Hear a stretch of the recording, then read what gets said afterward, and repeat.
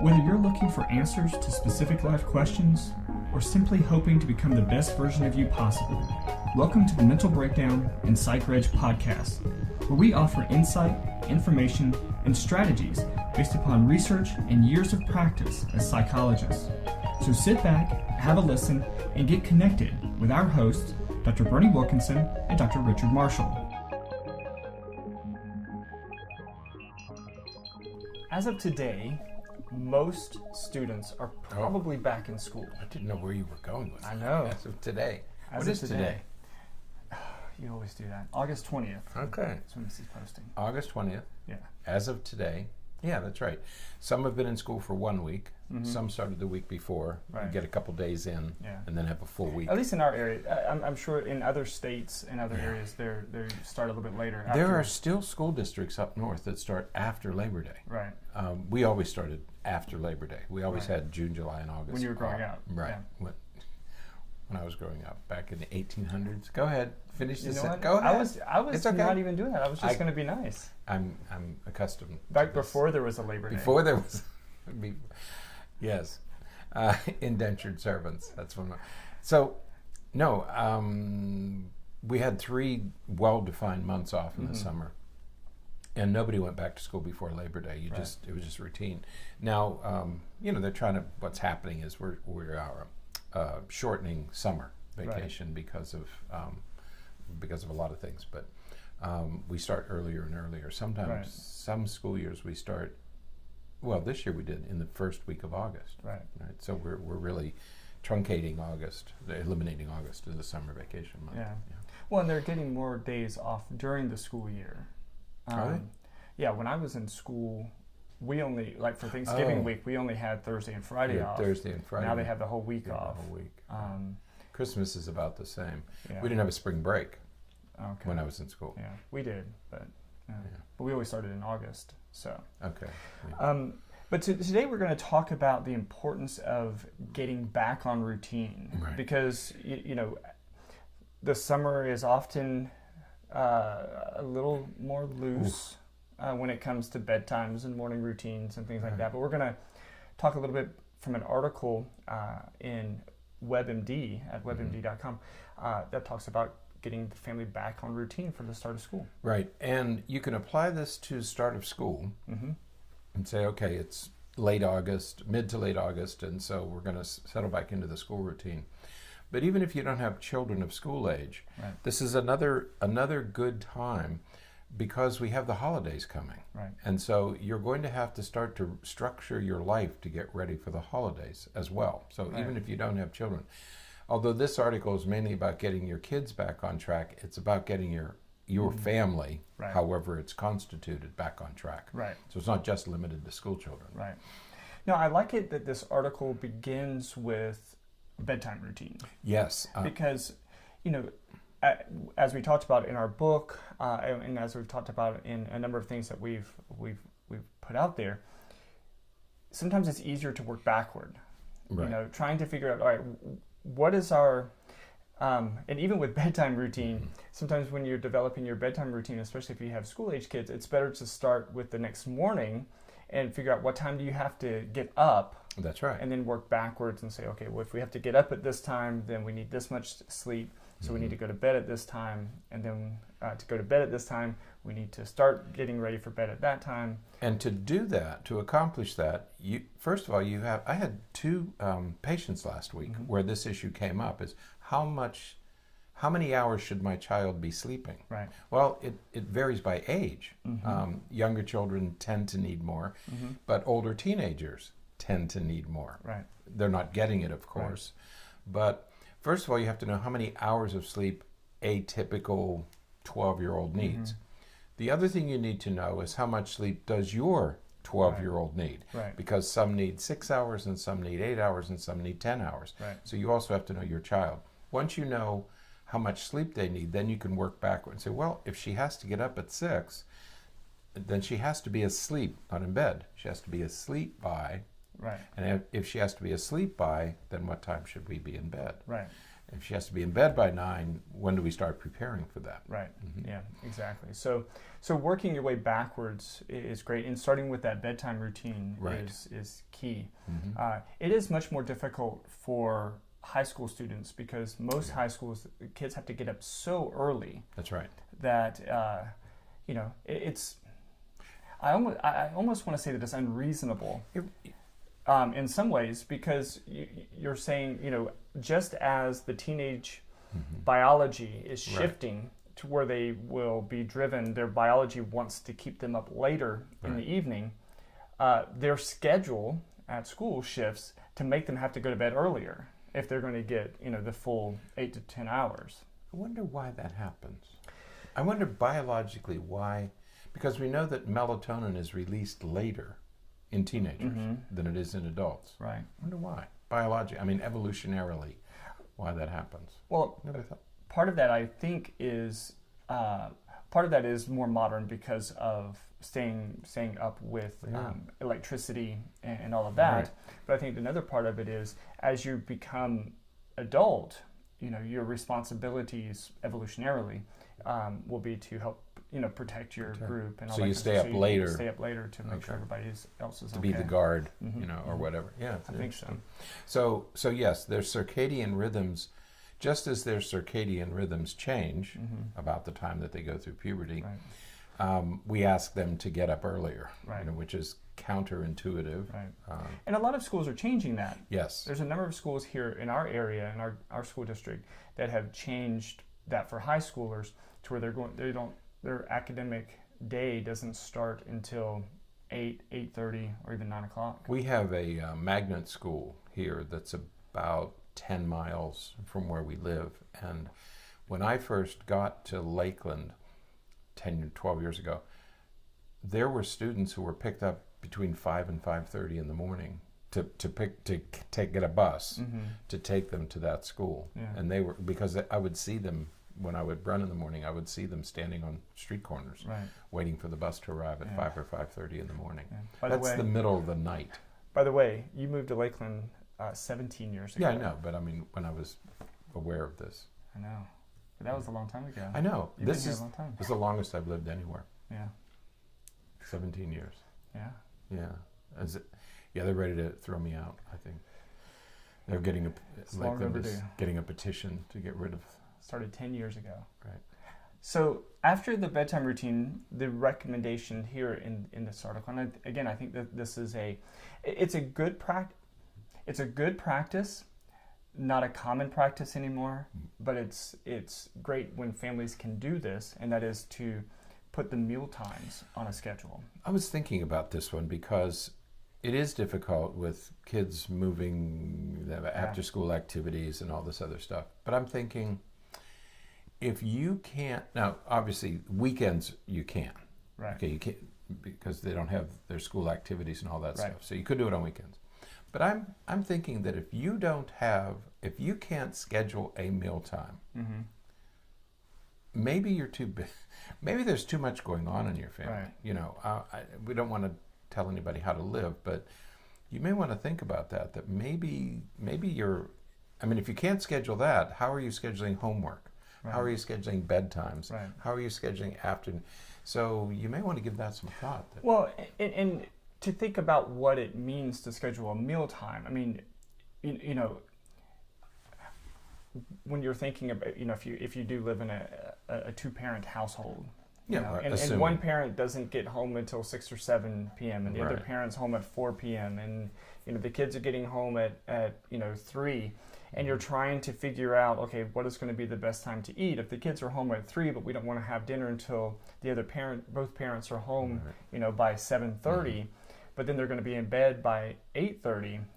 That certainly is going to have an issue, whether you have extracurricular activities or not. Right. So when we're talking about mealtime, we're not necessarily talking about where everyone in the family sits and eats together, because it just may not be realistic anymore.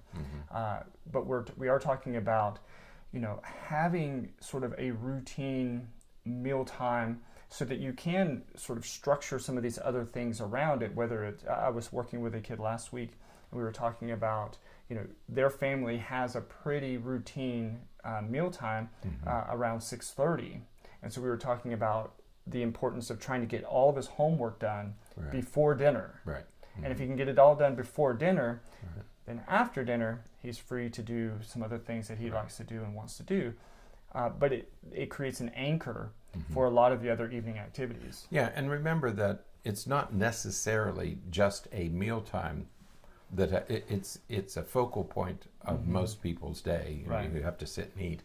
So, okay, let's say it won't be a mealtime, but there should be some time in the day when your family is together, when whoever's in the house is together. Maybe it's after everything is done. Maybe everybody eats at a different time, but you sort of congregate at 8 o'clock to watch a TV show, or you play a video game together. But the idea here is that you need to structure your life.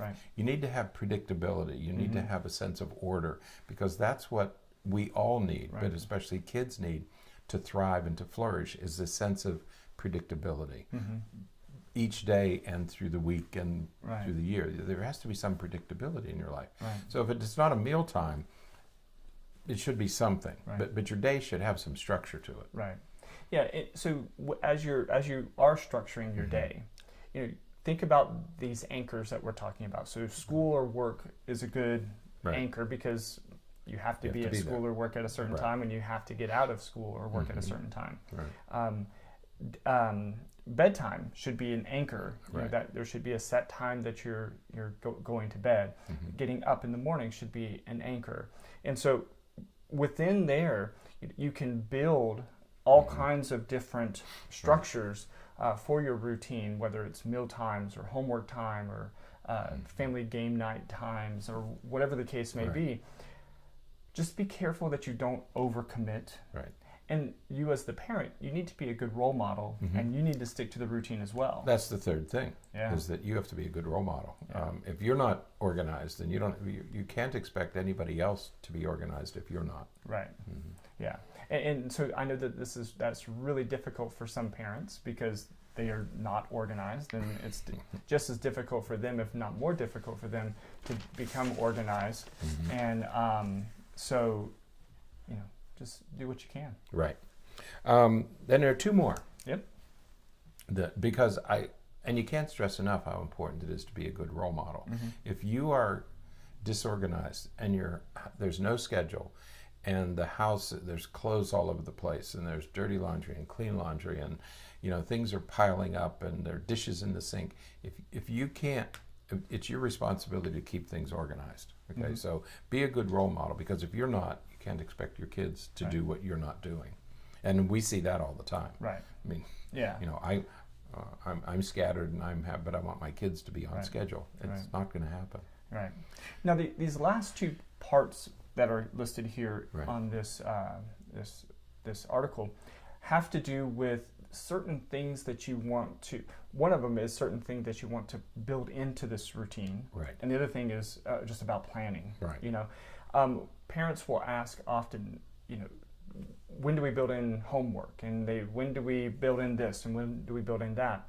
And of course, kids are really interested in building in time for video games or social media and some of those kinds of things. And the parents will say, well, I don't want him on his electronic device that much because he needs to be out and exercising, or he needs to be outside doing this or doing that. Why not build that in there as well? Before you can play video games, you have to have your homework done. But what about also, before you can play video games, you have to, go for a walk with the family, or you have to, go outside and ride your bike, or play for, 30 or 45 minutes or an hour or something. But you build that moving, that exercise, that physical activity into your schedule. One of the things we've been saying over and over again is it's not the devices, it's not the media, it's not social media, it's not the cell phones. It is that we're not doing the other things. We're going to have cell phones, we're going to have video games, we're going to have TV. What we don't want to do is do those things at the expense of other things that we should be doing. And in this day and age, when these devices are so attractive to all of us. And we spend so much time on all of what we have to make sure of is that we're scheduling time for the other activities, not only meal time, but exercise time and movement time and family time and quiet time. Schedule those, put those other things in your schedule. It's the only way they're going to happen. Right. If you don't schedule it, it will not happen. Right. Yeah. It's that simple. Right. And so the bottom line that we get from this article is planning. You know, you have to build your routines, and that goes for, you know, your day-to-day routine, and it goes for, you know, if you want to go on a trip, if you want to, you know, go on a vacation, or you want to do some big event with your family, plan ahead. You know, build that into your structure, build that into your system. So, you know, if you want to go away for the next weekend, you know, all the things that you typically have scheduled for the weekend, you just have to plan and organize to have it all done before the weekend, so that you don't get home on Sunday evening and have 50 things to do before bedtime. Right. The two things. One is flexibility. You also have to be flexible. We don't want you don't have to set up a concretized schedule where nothing changes, gets hard and sets firm and all that. So your schedule doesn't have to be inflexible. In fact, you should be flexible for two reasons. Some children and adults can handle that flexibility and they get back on track right away. Okay. Other children who aren't can use the practice, and so go ahead and be flexible. If you're gonna travel on a weekend, don't stop those. Don't avoid those kind of activities, because you need a little bit of flexibility. You know, there's something changes in your life, and so you need to have that flexibility. And if your children can't handle that, this is a good way for them to practice. The other thing I think about, when you're planning a trip, I think about this with boats. One of the funny things in Florida that I discovered after I got here was people who have boats, if they take them to the ocean, the salt water ruins everything it touches, and it ruins boat motors and boats, and because it corrodes everything. So people who take their boats to the ocean to go fishing, when they come back, they have to because I would watch this happen, they back the boat into a freshwater lake and start the engine, so they run fresh water through the motor, because that cleans out the salt water. What that means is you have to leave the ocean early enough to add that. But even if you're on a vacation, remember that you have to unpack the car. So you can't leave your destination without planning for, well, it's going to be a bunch of tired people and we still have to empty out the car. You have to plan ahead. You have to build that into your schedule. So you can't leave at dusk if you get home at midnight, because you still have a car to clean out. So make your plans carefully, especially at the end of the journey, what you're going to have to do, what your responsibilities are going to be when you get home. Otherwise, your kids are going to be asleep, nobody has a shower, and you're going to be cleaning out a car. And then they have to go to school the next day. Then they have to go to school the next day. So plan carefully. So check out the article. There's a lot of great advice in there. It's not a very long article, very easy to read, but it can help give you some advice to structure your schedule and routine. So. Right. You have to schedule it. And it takes, again, you're building new habits. It takes a couple of weeks, 20 or 30 days to get back into a routine. Be patient, but be persistent. All right. That is it for today. Until next time, stay happy, stay healthy, and forget to be afraid. Thanks for sharing this episode of the Mental Breakdown and Psychreg podcast. Be sure to check out the show notes for links to follow us on Twitter and subscribe to our YouTube channel, where you will find all of our previous podcasts and much more. We would be honored if you would become a patron through patreon.com, where any donation you can manage will go to the development and creation of more content. Just visit patreon.com/thementalbreakdown for more information. Thanks again for listening. Have an awesome day, and we look forward to being back in your feed tomorrow morning.